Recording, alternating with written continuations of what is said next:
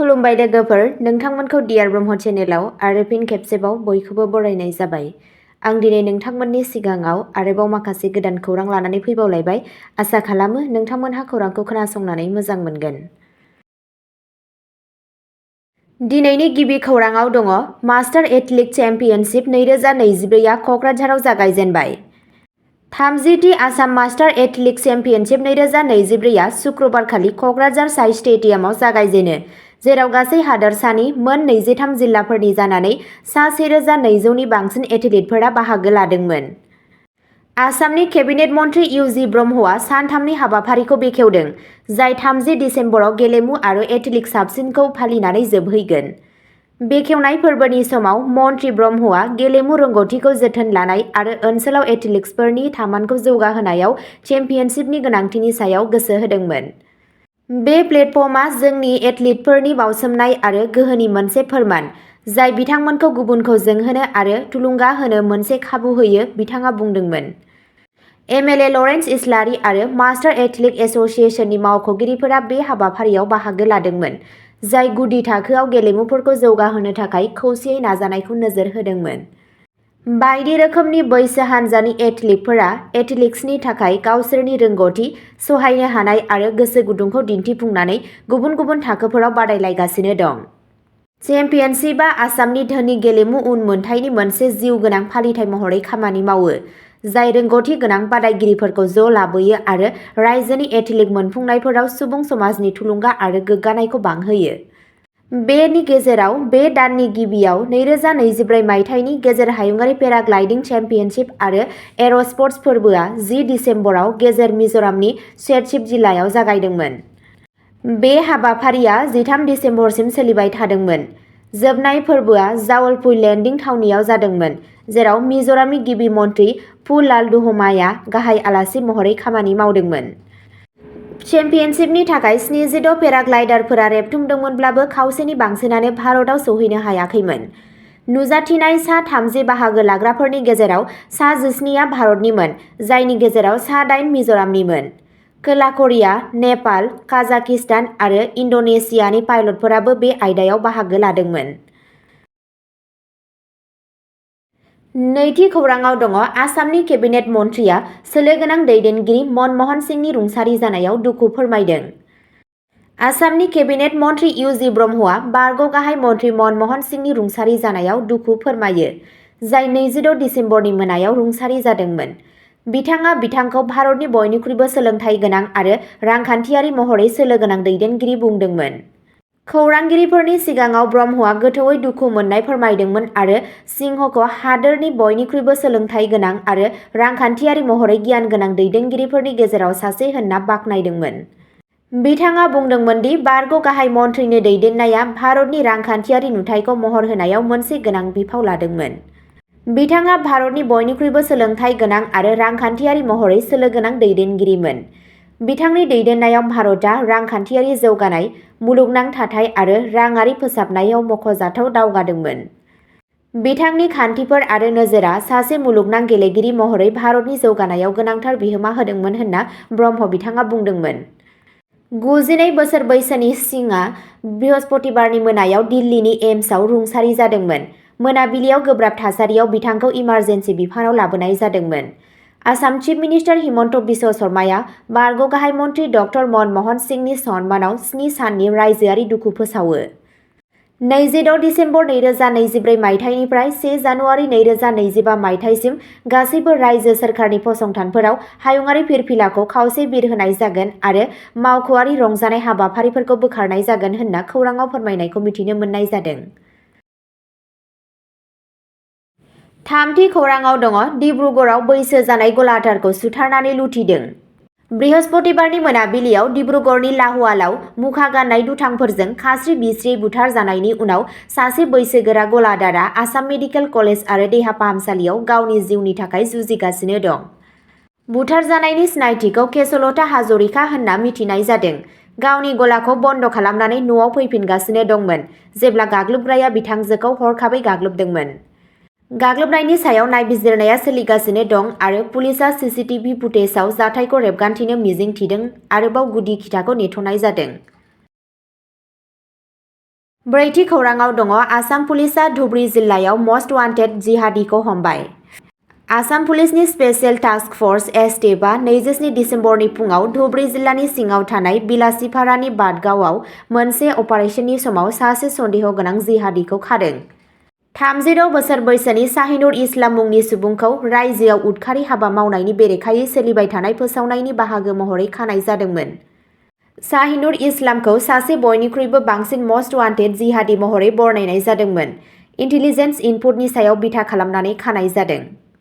बिथांखौ हमनायजों लोगोसे पुलिसआ गोबां दायगोनां बेसादफोर जब्द खालामो, जेराव नुरिलिजा मुंनि गांसे 829 बिलाइनि उर्दु बिजाब, जाना वाहिद मुंनि गांसे 47 बिलाइनि आखाइजों लिरनाय बिजाब, Aadhaar card, passport, PAN card, गंसे मबाइल फन आरो गुबुन फोरमानलाइफोर दंमोन, जायखौ मख'जाथाव फोरमान दं होनना फोथायनाय जायो।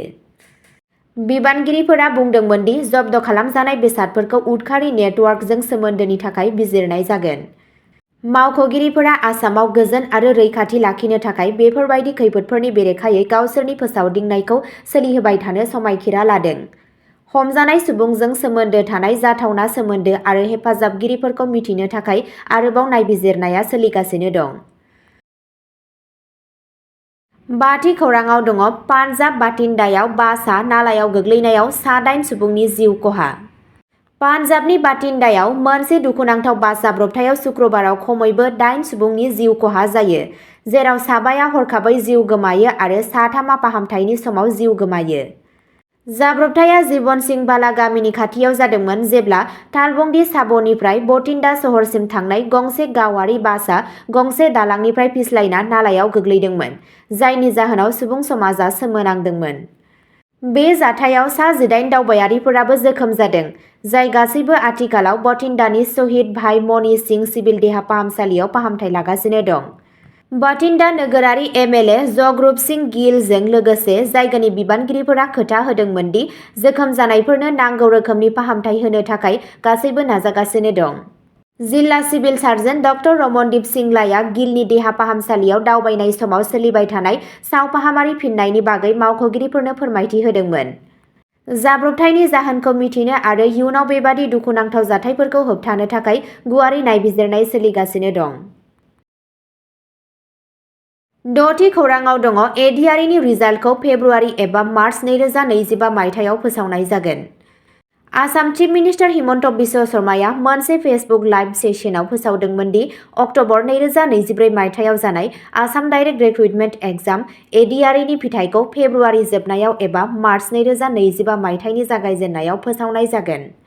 बिथाङा बेखौबो फोरमायदोंमोन दि आसाम पुलिसाव थिसननायनि थाखाय लिरनाय आनजादखौ फेब्रुवारि 2025 खालि खुंनाय जागोन। सीएमआ फेसबुक लाइभ फोसावनायनि समाव गोबां गुबुन गोनांथार आयदाफोरखौबो फोसावदोंमोन। बेनि गेजेराव बे सप्तानि गिबियाव रामआ बृहस्पतिबाराव 37 गोदान हेम'डायलिसिस मिरुफोरखौ दाजाबदेरनायजों लोगोसे रायजोनि बेसेन नाङै डायलिसिस नेटवर्कखौ फुवारनो फोसावदोंमोन। बे हाबाफारिया रायजोआव किडनिनि फाहामथायखौ सोलायहोनो थियारि जानानै दं, जाय गोजाम किडनिनि बेरामजों जुजिनाय बेरामिफोरनो गोनांथार हेफाजाब होयो। गोदान मिरुफोराव 150 जौगा डायलिसिस मेसिनफोर थागोन, जायखौ सोरखारि नङि बाहागोदारि मडेलनि सिङाव गायसननाय जागोन आरो कर्परेट समाजारि बिबान बाहागोआरिफोरजों मदद होजानाय। बेफोर मिरुफोरा बेसेन नाङै डायलिसिस सिबिथाइफोरखौ साबसिन खालामगोन, गुबैयै सिबिथाइ गैयै जायगाफोराव। बेखौ रोखा खालामगोन दि साफ्रोमबो बेरामिफोरा गावसोरनो नांगौ जानाय गोनांथार जोथोन मोनो। आथिखालाव आसामाव रायजोनाङै 40सो डायलिसिस मिरुफोर दं, जेराव गासै 277 डायलिसिस मेसिन दं। स्निथि खौराङाव दङ गुवाहाटीनि जालुकबारी खाथिनि ब्रह्मपुत्र दैमायाव सानै गोथै सह मोनदों।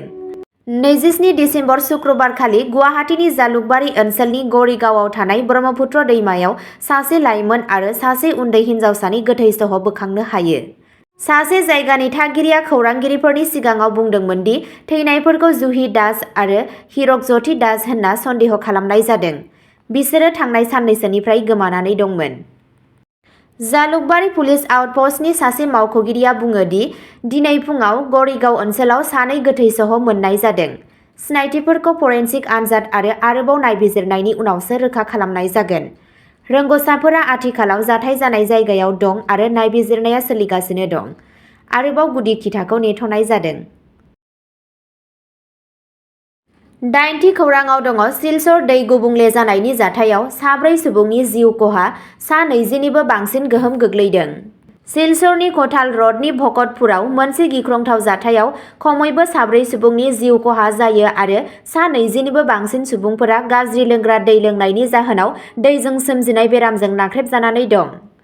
जायगानि थागिरिफोरा अजद होयो दि भकतपुर दै मावथांखिनि सिङाव जगायनाय दै, जाय जल जीवन मिशननि बाहागो, खहा गोनां मुवाफोरजों गाज्रि जादोंमोन, जायनि जाहोनाव डायेरियानि बेरामफोरा गोसारदों।